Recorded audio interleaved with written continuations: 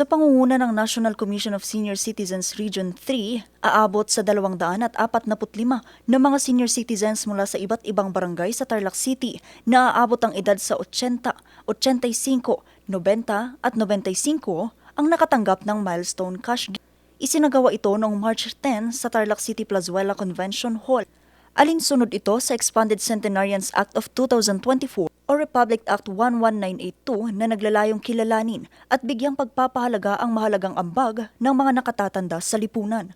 Layunin din ng programa na mabigyan ng karagdagang tulong pinansyal upang makatulong sa kanilang pang-araw-araw na pangangailangan. Samantala, patuloy naman ang pagtutok ng City Health Office sa pagtitiyak na ligtas at malinis ang mga pinagkukunan ng inuming tubig sa lungsod.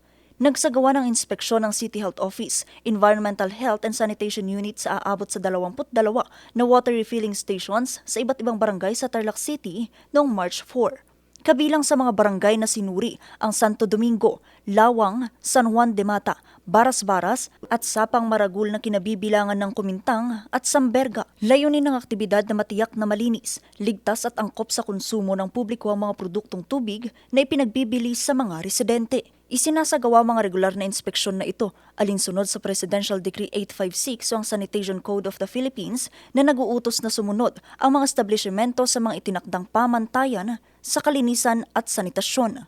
Kaugnay nito, nagpapatuloy rin ang mga hakbang ng pamahalang lungsod upang mapanatili ang kaayusan at kalinisan sa mga pampublikong kalsada. Nagsagawa ng clearing operation ng field unit ng City Environment and Natural Resources Office o CENRO sa kahabaan ng Espinosa Street, P. Burgos Street at Juan Luna Street.